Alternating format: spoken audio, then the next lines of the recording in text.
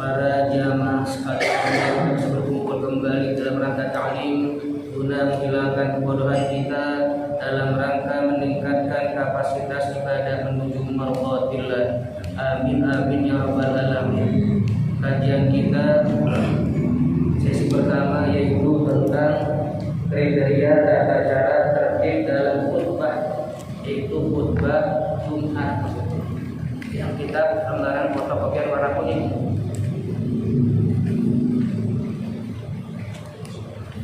Ketemu ya, bacaannya tengah-tengah.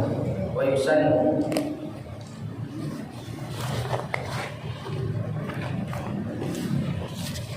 Bismillahirrahmanirrahim. Bismillahirrahmanirrahim. Wa yusannu fil khutbataini qawluhuma ala minbarin fa in lam yakun fa'ala murtafi'in.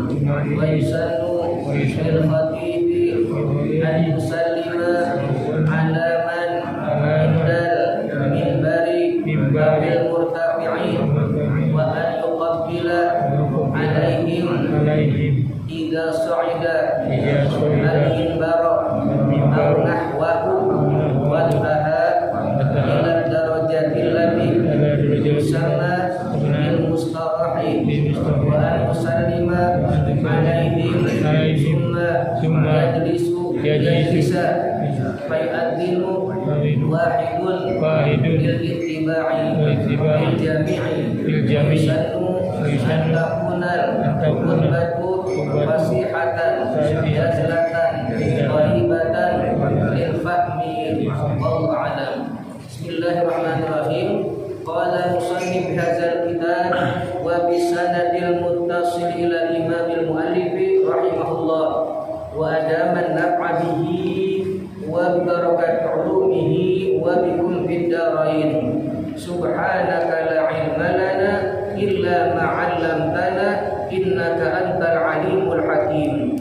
Al-Fatihah khususan ila ummi Hajiah Siti Fatimah binti Hajjam wa summa ila habibi Haji Muhdin bin Haji Irsyad anna Allah ta'ala yataghashshahuma bi rahmal maghfirah wa yaj'alu qabrahuma rawdatan min riyadil jannah. Al-Fatihah. A'udzu billahi minasyaitonir rajim. Bismillahirrahmanirrahim. Alhamdulillahirabbil alamin arrahmanir rahim maliki yaumiddin. Iyyaka na'budu wa iyyaka nasta'in ihdinas siratal mustaqim siratal ladzina an'amta 'alaihim ghairil maghdubi 'alaihim waladdallin. Amin. Wa yusannu, dan disunnahkan, fil khutbataini, di dalam kedua khutbah, kaunuhuma, keberadaan kedua khutbah tadi, ala minbarin, harus di mimbar. Kalau mimbar enggak ada, atau fa illam yakun, kalau enggak ada mimbar, fa'ala murtafi'in, tempatnya rada tinggian dari lantai buat sholat. Ini podium agak tinggi dikit ya, ya gitu. Kalau terudah sampai nggak kelihatan atas banget terudah. Jadi kalau dibuat urutannya mimbar dulu baru podium, jangan sama rata dengan tempat imam, harus membedakan. Dan afdalnya lebih tinggi dari imam dikit, walaupun segini afdalnya sejengkal gitu, tinggi segini pun beda dikit, nggak apa-apa udah, yang penting tinggi daripada tempat imam, jangan sama. Wa yusannu, dan disunahkan lil khatibi, bagi khatib, an yusallima, untuk mengucapkan salam dulu ala man indal minbari, di hadapan yang ada di depan mimbar. Karena di mimbar mungkin ada ya penunggu, mungkin bisa jadi yang punya tempat di situ, ya kita salam beliau yang nggak kelihatan. Awil murtafi'in, atau kalau mimbar di tempat yang tinggian podium, jadi waktu sore salam dulu, assalamualaikum gitu. Kemudian setelah assalamualaikum ke sana, wa an yuqabbil alaihim, muter badannya ke arah siapa? Jamaah. alaihim ay 'alal ma'mumi wa 'alal jama'ati. Idza sa'idal mimbar, tatkala dia telah naik mimbar muter badan. Contoh tuh, au nahwahu, atau seumpama mimbar podium. Ya, kalau ditanya Abdul mana? Abdul mimbar, podium. Podium tinggi juga tempatnya itu. Wantaha, kalau pakai mimbar maka selesai si khotib tadi ila darajati, ketingkatan allati tusamma bil mustarahi, yang dinamakan undakan mustarah. Di kampung dari bukit 3 tuh. 1, 2, 3 langsung disuruh duduk. Semen. Wa an yusallim alaihim, dan adalah dia setelah madhab ke makmum ngucapin salam pada makmum. Setelah salam summa yajlisu, kemudian baru duduk. Jadi bisa boleh bacanya Al-Qur'an ya. Salimat tuh. Summa yajlisa, kemudian dia duduk setelah ucapin salam. Biasa assalamualaikum duduk dulu, jangan langsung materi. Kenapa? Ntar Islam dengan fa'inat bin wahidun, disering dengan azan tuh ya. Itu wahidun oleh seorang lil ittiba'i, karena ada ikutannya fil jami' pada semua itu. Wa yusannu, dan disunahkan antakunal khutbatu, khutbahnya itu materinya fasihatan, penyampaiannya mesti fasih, jazlatan cedang, jelas padat tapi nggak bertele-tele, cedang dah bahasa Jawa-Jawanya, ringkas begitu. Qaribatan lil fahmi, dan mudah dimengerti oleh semua hadirin. Kalau khutbah di kampung jangan pakai bahasa kuliah. Jadi hadirin sekalian, menurut paradigma ada apa paradigma? Ada nanti kongkong paradigma signifikan sekali itu ada disebut. Nah, jangan signifikan paradigma itu mah lihat kondisi pada komplek-komplek boleh pakai. Jika di masjid kampung nggak usah pakai bahasa begituan, ya. Itu. Kemudian la mubtadilatan, dan tidak panjang lebar, lama itu. Jangan. Robikatan canggung lagi, hambar, udah panjang tapi nggak berkalimat. Aur wala gharibatan, dan jangan pakai bahasa yang aneh-aneh, yang nggak dimengerti. Wahasiatan, dan juga lambat, lelet banget. Jangan, kalau kesel. Ada orang bolak lagi duduk kemari, duduknya pindah lagi kemari, saking lama itu. Jangan. Jadi modisat is, dari sukun. Kalau izah kan apabila di is, jadi la yantafi'u biha aksarun nasi, nggak bisa diambil manfaat oleh orang banyak. Kalau banyak panjangan, itu yang panjangan. Kemudian mutawassitotan, bagusnya mah sedang-sedang saja. Jangan terlalu pendek juga nggak boleh. Ya, kepanjangan apalagi. Mutawassitotan, pertengahan atau sedang-sedang saja durasinya. Kenapa kalau pendekan juga nggak boleh? Li'anna tula yamal, karena kalau yang namanya khutbah kepanjangan bikin jenuh orang, tidur malahan, nggak fokus. Wal qasra, kalaupun kependekan itu khutbah yukhillu, bisa merusak rukunnya, gitu. Wala yunafi, sehingga tidak menafikan, ya, tidak menolak zalika, hal tersebut khabar muslimin, yaitu hadis yang diriwayatkan Muslim. Apa? Nabi bersabda, atilu as-salata waqsuru al-khutbata. Kata Nabi, panjangin sholatnya, lamain, dan pendekin khutbahnya. Li'annal murada, karena yang dimaksud, ya, qas ruha, yang dimaksud dengan pendek, bin nisbati sholati, sebetulnya berlaku buat sholat juga. Begitu, artinya jangan kepanjangan dah, gitu. Ma'a kauniha mutawassitotan, beserta keberadaan kedua tadi, khutbah dan sholat sedang-sedang saja, binafsiha, dalam hal tersebut, padahal apa? Khutbah tadi. Jadi, nah sekarang buat para khotib nih, nasihat nih. Baca lagi bismillahirrahmanirrahim. Bismillahirrahmanirrahim. Wa an la yaltafita fi syai'in minha bal yastamirru muqabbilan alaihim ila firaqiha. Dan jangan si khotib banyak tengok saja makruh, apalagi tunjuk nih. Kita hadirin sekalian bangsa itu. Enggak usah pakai gaya-gayaan, enggak usah. Pertama ya, jangan pakai gini nih. Saudara-saudara kaum muslimin, tidak bisa kita begitu. Jangan. Ini bukan ceramah, bukan khutbah. Beda dikit. Jadi khutbah jangan pakai tunjuk. Makanya orang kan sebagian besar ada pakai tongkat tuh. Tujuannya biar nggak banyak gerakan tangan, fokus ke depan, satu pegang teks. Jika dihafal pegang tongkat keduanya. Usikum wa nafsi taqwa. Dalam rangka memperingati. Boleh ke intonasi mah boleh, tapi tangan tetap diam, nggak banyak gerakan. Cuma tiup nggak boleh nih, nggak boleh makruh, melarang makruh. Ya. Kemudian qabilan alaihim, terus ngadep ke para jamaah yaitu makmum hadirin ila birabiha sampai selesai. Jadi kalau khotib jangan pakai tanjak tunjuk, khotib jangan pakai tunggak tengok, makruh. Fokus ke depan.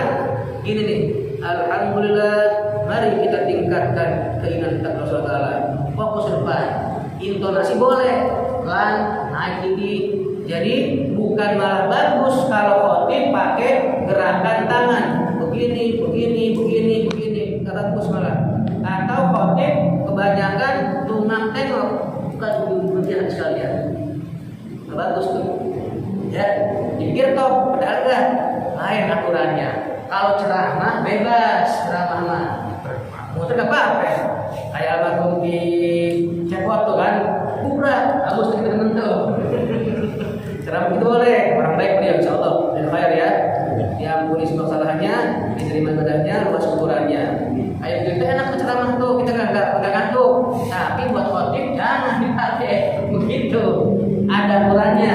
Khotib jangan tunjuk, jangan banyak tengok gitu. Jelas sekali ya, yang perlu sampaikan. Dah kalau buat tes kita jangan udah. Kalau di Ciner dulu orang tua dulu tuh ada khotib maju, panggil tak rumah gua Sumadang, panggil apa orang situnya yang artinya sambil makan, dia berdasarkan makan biasa kasih sop biasa dimakan enak, ambil kita patung bareng baca tong, yang mana kesal lu, yang ini agak lu nol konde, dari sop dia pakai ya, gitu. Kita mencoba ya dijauhi ya. Tes kitab kuning, cara bacanya, grammar dan juga tata bacanya begitu. Nah, minimal kita paling tidak jangan pakai tunjuk atau jangan kebanyakan tunggak tengok, pakai aturan yang ada. Demikian sesi pertama tentang khutbah, tata cara khutbah juga. Selanjutnya kita beralih kepada bab fathul qarib. Kita baca cuma sedikit aja nih karena kita fotokopian yang kedua tentang warisan juga. Halaman 43. Pindah kedua tentang bahasan fathul qarib yaitu warisan. Bismillahirrahmanirrahim. Wa tasqutul jaddatu sawa'un qarubna aw ba'udna bil ummi faqad. Selanjutnya adalah dan gugur jatahnya nenek-nenek kita, nenek pertama, kedua, dan seterusnya. Sawa'un sama saja qarubna, neneknya masih dekat dari ibu ke nenek langsung tuh. Ada kan dari ibu, neneknya nggak ada itunya kan? Katakan itu ada kita ya. Yang itu, au ba'udna atau jauh. Nenek dah. Itu nenek tadi terhalang, tidak bisa ada warisan bil ummi kalau masih ada ibu. Jadi kalau masih ada ibu, maka nenek terhalang, tidak dapat jatah warisan. Nenek siapa? Nenek si mayit. Ingat nih, yang meninggal tidak nenek si mayit nih. Ibunya dapat, neneknya nggak dapat karena masih ada ibu. Begitu ibu meninggal, jatuh ke tangan nenek tuh warisan tadi. Terus sampai ke atas. Nenek pertama nggak ada, nenek kedua nggak ada, tak dari ketiga dapatnya tuh. Terus terhalang sama bawahnya, gitu. Langkah udah. Dan menuin Pak ya. Ya betul gitu dah. Ya betul ya. Kemudian watas kutul ajdadu jadat nenek. Kalau ajdad jamak jadun, tadi jadatun. Beda sedikit. Ikhwan, beda akhwat, ikhwan. Ya. Dan gugur tidak dapat jatah warisan para kakek bil abi dengan masih adanya ayah kandung. Kalau bapak masih ada, kakek terhalang.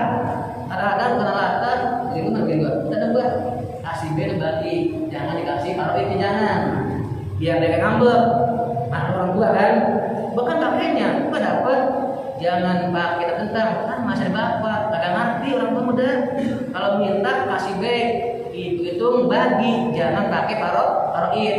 Nyenengin dia, ya kan suka ada kakek yang suntik gitu ya, kasih. Jadi tasqutul ajdadu bil abi, gugur jatah kakek daripada warisan dengan adanya bapak kandung. Nah sekarang wayasqutu waladul ummi, dan gugur anaknya ibu. Siapa ibu? Berarti saudara lain bapak satu ibu nih, ya saudara satu ibu lain bapak. Juga anaknya ibu tidak dapat warisan, gugur jatahnya, yaitu ai al akhu lil ummi. Itu dia tuh diperjelas tentang kita, saudara seibu tapi beda bapak, gugur ma'al wujudi arba'atin. Kalau saudara seibu lain bapak, dia nggak dapat dengan adanya 4 orang. Berarti kalau 4 orang ini nggak ada, saudara seibu lain bapak bisa dapat. Saya Ustaz Tahir nih, satu ibu lain bapak. Saya meninggal, Ustaz Tahir bisa dapat kalau ya 4 orang ini nggak ada. Tapi selama ada 4 orang, Ustaz Tahir nggak dapat. Contohnya gampang dah. Saya satu saudara Ustaz Tahir, satu ibu lain bapak, umpama nih ya. Seibu lain bapak. Saya meninggal, Ustaz Tahir bisa dapat kalau enggak ada yang 4 orang. Siapa yang menghalanginya? Ini kita baca. Pertama, al-waladu, anak si mayit anak saya. Kalau saya punya anak, maka terhalang enggak dapat. Matis. Tapi kalau saya punya anak, bisa kemungkinan dapat. Tapi lihat dulu, belum mati belum tuh. Pertama tuh, anak nggak ada umpamanya nih. Yang kedua, zakarun. Maksudnya pertama nih, zakarun kana au unsa. Apakah anak saya itu laki-laki atau anak saya perempuan? Tetap nggak dapat.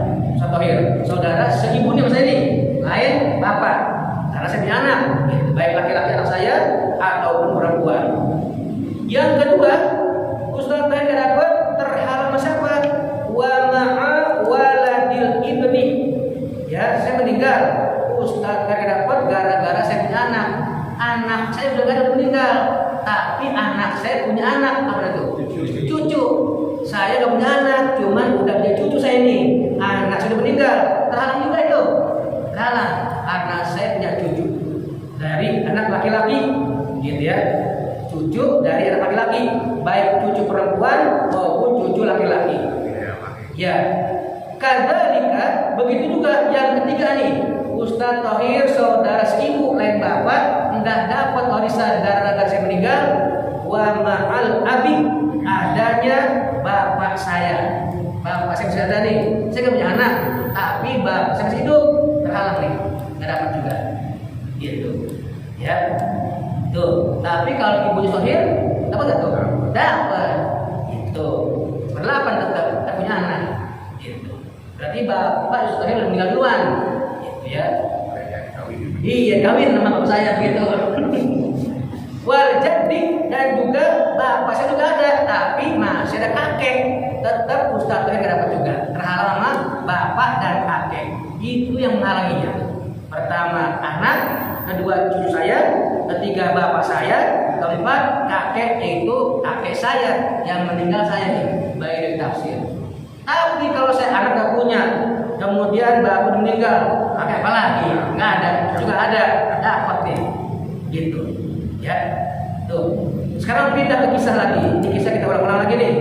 Udah dua kita baca, biar jelas banget. Yang fotokopian warna putih, dan kalau yang yang nikah lagi 2 kali kita ambil bukan nikahnya, bukan apanya, bagian warisannya begini ya, jangan nyontoh nikah, jangan kita ambil apanya, warisannya. Baik, hikayatun dari bawah kurang lebih 16 baris, 16 baris dari bawah atau 17 baris deh. Hikayatun belah kiri, hikayatun 16 baris atau 17 baris, ada nggak? Bismillahirrahmanirrahim. Hikayatun kana libak bisolihina ahun solihun yasuruhu kulla sanatin. Kemudian baca marrotan di ziaratihi baca marrotan di ziaratihi padaqqa babahu faqalat zawjatuhu man haza qala aku zawjika billahi ja'a di ziaratihi. Oh, salah fotokopi ada ini kan, itu gak ada sangkutan dengan masalah warisan. Tentang deh katanya yang sering anak bahas tuh, ada 2 orang punya istri 1, kemudian dia punya toko di warung ya, yang dulu bahas tuh di warung ada pelanggan seorang janda tadi minta dinikahin, walaupun dia digilir redok seminggu sekali karena biar punya status. Sebab kalau orang gak punya status repot, jadi bahan gunjingan, bahan ledekan gitu kan ya. Ini orang baik nih, minta dihalalin, bukan buat main-main. Kata si orang laki tadi, saya udah berjanji sama istri saya gak bakal nikah lagi, saya hidup mati. Biasa gombal gitu. Tapi desep-desep lama-lama mau juga nikah. Dan si perempuan yaitu komitmennya digilir cuma seminggu sekali, nikah diam-diam. Nah, setiap malam Jumat, Kamis sore itu dia selalu ada bisnis di luar kota. Setiap Kamis sore berangkat, pulang besok itu Jumatan, sore Jumat itu pulang. Selalu tuh timbul curiga, kok bisnis tiap malam Jumat doang sini, begitu kan? Akhirnya si istri tadi yang pertama ngirim utusan budaknya, pembantunya lah, Mbak coba tolong deh, nanti besok kan Kamis biasa, Bapak kalau sore di asar suka berangkat, tolong intilin, apa intilin? Ikutin, kemana jalannya? Ikutin, gitu. Bener, diikutin sama si orang yang tadi tuh, si pembantunya, si budaknya. Atau sampai ternyata di Ragam Bukti umpamanya, ya di RT 3, RT 6 umpamanya, masuk ada warung bakso situ, bakso gurih umpamanya. Kemudian dilihatin aja itu si pembantu tadi nggak masuk, nanya sama tukang bakso, Bang, itu kok si Bang itu masuk situ? Oh, dia udah nikah 2 bulan yang lalu kok. Oh, nikah, berarti resmi nggak tuh? Resmi, pulang nggak tuh si pembantu tadi ngabarin siapa bini tuanya. Pas sampai di rumah, Bu, maaf ya, ini baik saya katakan, kenapa? Katakan aja, ucapin. Ternyata Tuhan sudah punya yang baru di Ragam Bukti. Contoh di Mansur nih, diam gitu. Langsung dibentak, jangan kasih tahu siapa-siapa ya, diem baik. Jadi tolong rahasiakan ini, biar bapak jangan malu. Kira-kira kalau kita punya bini kira-kira berapa waktu ini? Boro-boro dia. Malah dibilang suruh rahasiain, kita pura-pura nggak tahu baik, biarin begitu. Yang penting halal kan ya, nikah kan benar nikah katanya, terus itu nikah resmi, kira-kira lagi gitu kan penjajaran kalau minggu begitu kan gitu ya. begitu kan, langsung kemarin dapat tahu dah, dimasukin tutupin, jangan kasih tahu siapapun juga. Berjalan tuh langsung sebulan, 2 bulan, 6 bulan, tahun pas 1 tahun meninggal suaminya di rumah istri tuanya. Bini muda nggak tahu, belum dikabarin belum, dapat 2 hari langsung tuh si bapaknya tadi meninggalkan harta warisan sebanyak 800 juta. sama anak laki-laki semata wayang dari bini pertama dapat anak tuh. Sedangkan dari bini kedua belum dapat anak. Jadi anaknya semata wayang lanang dia, dewek. Itu mah gampang pembagiannya. Si mayit udah gak punya bapak, mayit udah gak punya ibu, cuman punya siapa? Istri 2 dan anak laki-laki semata wayang. Nah, berapa jatah bagian masing-masing? Istri rumusnya kemarin bagi 2 ada tuh. Karena bini 2 berarti 1/8 bagi 2. Kira-kira 1/8 dari 800 juta berapa? 100 juta. Karena berdua berarti 100 juta bagi berapa? 2, saring 50 juta. Istrinya dapat saring 50 juta. Bocah tadi asobah sisanya berapa tuh? 700 juta. Melek-melek tuh. Karena bocah lanang. Itu gampang. Sekarang kita dari masalah tadi kita ganti soalnya. Andaikan anaknya anak perempuan semata wayang, ya gampang. Ada patokan kan? Anak perempuan mah jatahnya setengah dari semua warisan bayi. Berarti si istri dapat 1/8, yaitu 100 juta kayak tadi ya. Bagi 2 saling 50 juta. Anaknya semuanya enggak tuh? Enggak. Karena anak perempuan separuhnya haji berapa tuh itu? 350. Bisa dong tuh. Terus abangnya main dapat enggak? Enggak dapat. Karena ada anak main tuh. Begitu. Tapi kalau si Mega punya anak, baru bisa jatuh saudara main. Abangnya ke adiknya ke dapat. Karena main punya anak, maka saudara kandung main ke dapat. Lantas yang 3 lagi mana ya? Bisa jatuh ke Baitul Mal itu. Jadi nggak semuanya, nggak boleh anak perempuan tadi ngambil semuanya, nggak boleh. Bukan hak dia, bukan hak orang Muslim berarti jatuh ke Baitul Mal gara-gara anaknya wadon semata wayang. Gitu. Timbul lagi soal ganti yang ketiga. Ustaz, anak wadonnya berdua, ya gampang, berarti bukan setengah, 2/3 dibagi 2. Kalau bocah wadon 3, 2/3 dibagi 3. Baik, dari mulai 2 kalau anak perempuan semua sampai berapapun 2/3 dibagi seadanya.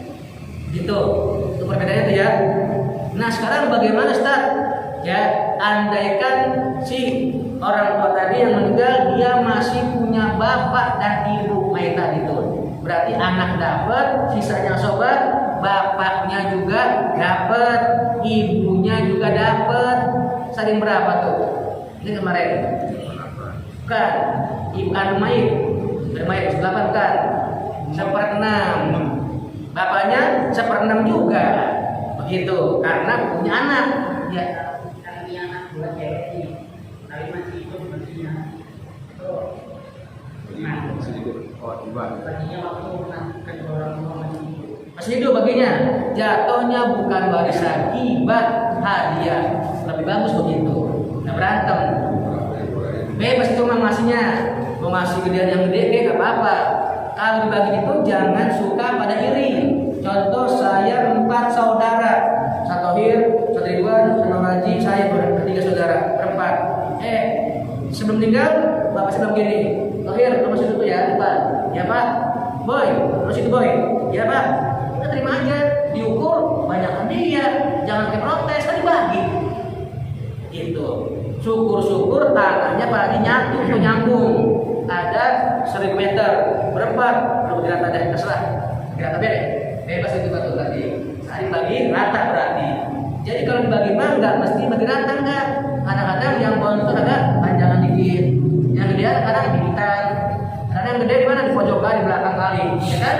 Jadi bagi ambil, jangan pakai protes. Masih untung dibagi sama orang tua. Jangan pakai, oh Pak, itu gede kecil, jangan. Itu namanya nggak sopan, itu somong kita sama anak sama orang tua. Jelas ya?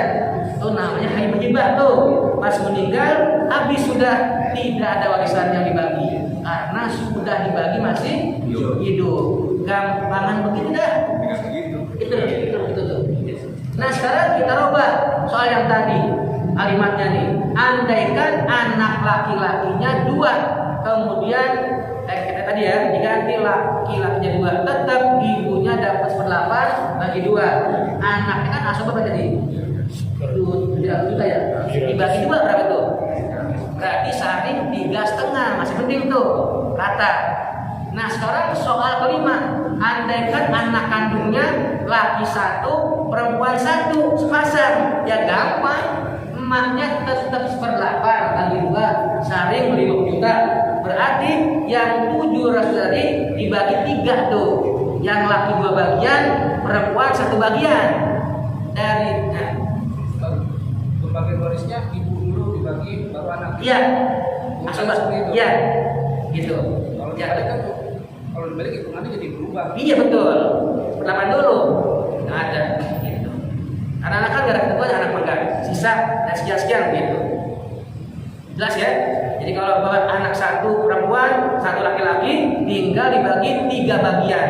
Yang laki-laki 2 bagian, yang perempuan 1 bagian. Kalau meninggal, cuman jika masih hidup, laki perempuan ada kedua. Di tanah ada 1000 meter. Lalu bagi rata ya? Lalu bagi rata itu mah bukan warisan, bukan. Apa jatuhnya tadi? Hibah. Nah dosa enggak itu mah enggak. Dibagi kita yang lanang 500 meter, yang wadon sama 500 meter, kan masih hidup mah tuh. Jatuhnya bukan warisan itu mah. Hibah, bagi, ambil. Hadiah namanya itu. Silakan ambil. Itu perbedaannya. Ya, kalau warisan kudu pakai walizakari mislu hauzil unsayain, dan 2 bagian laki-laki ketimbang perempuan 1 bagian daripada laki-laki. Kenapa? Secara logika kok nggak adil dong. Betul secara logika mah, tapi mandang ke jauhnya. Orang lanang kan nikah yang ngasih biaya siapa rumah tangga? Orang lanang. Orang perempuan kan ikut laki, tinggal nada. Kewajiban laki nafkahin. Itu dipandang sudah dari sononya. Bahkan sejak Nabi Adam turun ke bumi, pertama dikasih apa? 2 ekor sapi dan 3 butir gandum. Yang 2 buat Adam, yang 1 butir gandum buat Hawa. Udah ada itu dari awal-awalnya. Makanya laki-laki 2 bagian, contoh daripada sejarah Nabi Adam waktu pertama turun ke bumi itu, dia awal orang yang bercocok tanam kerjaannya. Dikasih langsung dari surga lembu 2 ekor dan 3 butir biji. Biji apa? Biji gandum. Besarnya segede burung onta, jadi gandum. Dan waktu itu dari mulai nanam sampai berbuah sampai masak cuma 4 jam lamanya. Cepat dulu kan?